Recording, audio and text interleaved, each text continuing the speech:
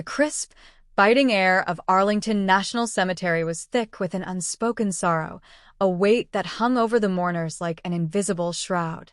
The overcast sky, a dull expanse of gray, seemed to echo the grief of those gathered, as if nature itself mourned alongside them. Row upon row of uniformed soldiers stood at unwavering attention, their medals catching what little light seeped through the dense clouds, gleaming faintly in the somber gloom. Their faces were impassive, their eyes dark and solemn, but their rigid postures could not mask the sorrow that clung to them. At the front, a carefully folded American flag was held tightly in the trembling hands of a grieving widow. Her fingers, delicate yet desperate, clutched the cloth as though it were the last tangible connection to the man she had lost. Tears slipped silently down her cheeks, the weight of her loss almost too much to bear. Standing just a few feet away, adorned in a flawless dress uniform, was General Nathaniel Carter. He was one of the highest-ranking officers in the United States Army, a man whose presence alone commanded respect. His posture was rigid, every inch of him a pillar of discipline, his face unreadable behind dark aviators.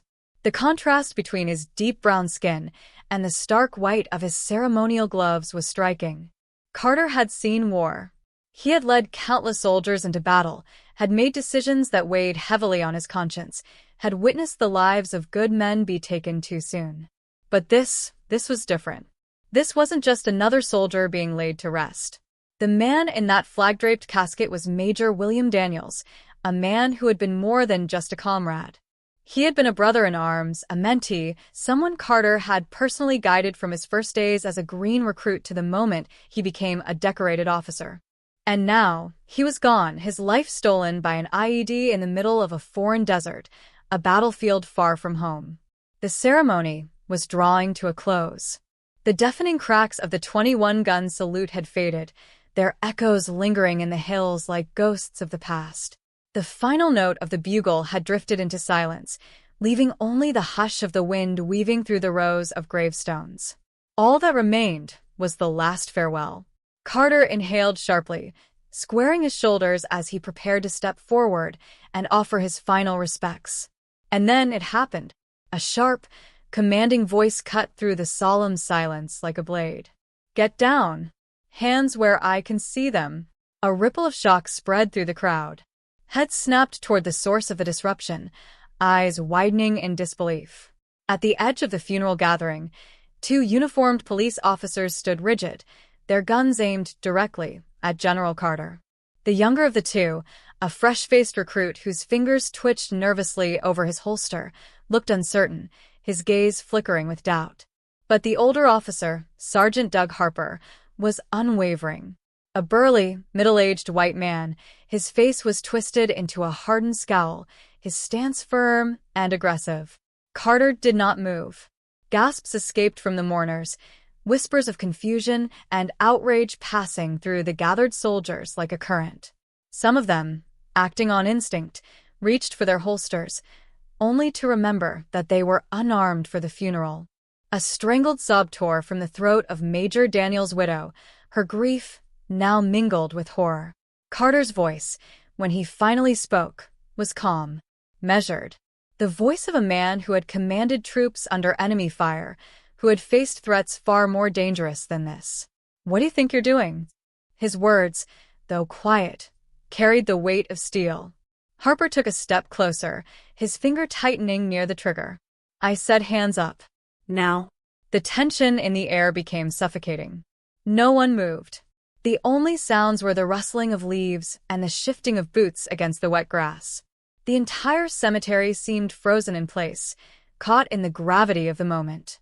Nathaniel Carter, 4-star general, combat veteran, war hero, stood his ground. His expression was unchanging, his stance unmoving. He had been in life-or-death situations before, had faced enemies far more dangerous than this man. But there was something else in Harper's gaze. Something far more insidious than authority. It was arrogance. It was bias. It was the presumption that, despite all of Carter's accolades, his rank, his service, he was still just a target. "You're making a mistake," Carter said simply, his voice still steady, still unshaken. Harper sneered, his grip tightening around the gun. "Oh yeah? And what mistake is that?"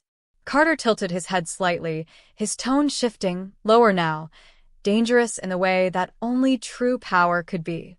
The kind of tone that ended careers, that demanded accountability. But Harper wasn't listening. He had no idea who he was dealing with, and he was about to learn the hard way.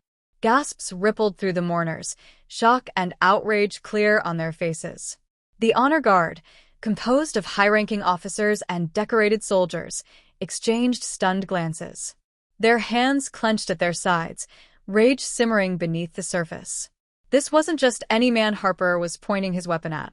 This was General Nathaniel Carter, one of the most respected military leaders in the country. And yet, the officer's gun remained fixed on him as if he were nothing more than a common criminal. The silence that followed was heavy, pressing down on everyone present. Only the soft rustling of leaves and the distant roll of thunder dared to break it. Still, Carter remained motionless, his breath steady, his broad shoulders squared as he met Harper's gaze without fear. "I said hands up," Harper barked once more, his voice rising, the edge of frustration creeping into his tone. But there was more to it than that. It was deeper than authority. It was something ugly, something old. It was the belief that no matter what Carter had achieved, no matter how much he had sacrificed for his country, this country, he would never be above suspicion. And that was the real disgrace unfolding on this hallowed ground. That he had the power to do whatever he wanted, even if it meant holding a highly decorated black military general at gunpoint, a funeral the younger officer. Next to him, Officer Bradley hesitated.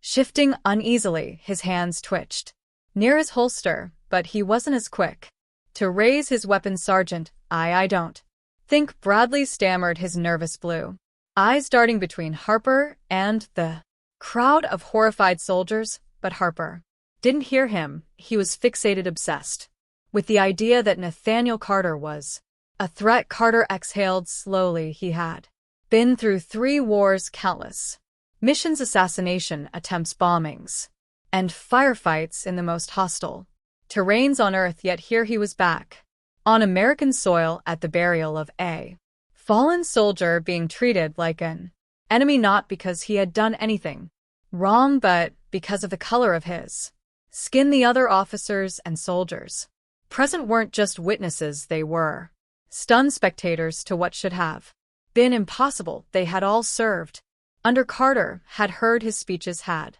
followed his commands. Some of them had owed their lives to his leadership, yet none of that seemed to matter to Harper. Carter, his voice dangerously finally spoke. "I'll give you one more chance," he said, his tone so calm it felt like a threat. "Lower your weapon," Harper scoffed. "That's not how this works. I give the orders here." Carter's lips barely moved. "No, Sergeant, you don't." The wait in those words sent a ripple of unease through everyone standing nearby. Even Officer Bradley was visibly sweating now. He turned to Harper, voice urgent. "Sergeant, sir, I really think we should." "Shut up, Bradley," Harper snapped, his finger twitched on the trigger. The soldiers nearby stiffened, muscles tensing. "It wouldn't take much, Sisk, one wrong move, one panicked breath, one twitch of Harper's finger, and an innocent man would be shot." Carter, however, remained still, his battle-hardened expression unreadable. Then finally he spoke again. "What exactly do you think I did?" The question hung in the air, heavy with meaning. Harper sneered, his jaw tightening. "I don't take orders from people like you. This is a military funeral. You're not supposed to be here." The words dripped with unspoken accusations. Carter blinked once. "People like me." Harper didn't back down. He squared his shoulders, still pointing his gun at Carter's chest. "You don't belong here. You were acting suspicious, standing too close to the casket, whispering something." Carter almost laughed. He had spoken a prayer before, stepping forward, a prayer, and Harper, seeing a black man standing at the front of a funeral, had immediately assumed something sinister. The other officers were horrified. Harper, however, wasn't Finished now, I won't say it again, get on. The ground, that was it, that was the breaking point. Carter's gaze sharp as a blade swept over the scene. He didn't move, but suddenly it felt like he was the one in control. His next words changed everything. Sergeant Harper, he said, his voice a quiet command. Do you know who you just drew your weapon on? Harper scoffed. Doesn't matter, the law is. The law is. Slow, dangerous smirk spread across Carter's face. Wrong answer, and with that the funeral standoff exploded into something Harper never saw coming. For the first time since drawing his weapon, Sergeant Harper hesitated. The arrogance in his face wavered just a flicker, but it was there something in General Nathaniel Carter's tone, in the way he stood unshaken in the face of a loaded gun, made Harper falter. And then the whispers started. The soldiers, the officers, the MERS, everyone at the funeral had begun murmuring amongst themselves. You don't know who that is, a stunned young lieutenant muttered under his breath. HEK, an idiot if he doesn't. Another officer whispered back. Officer Bradley, still standing beside Harper, looked like he wanted to crawl into the nearest grave. His face had gone pale, his jaw clenched so tight it looked painful.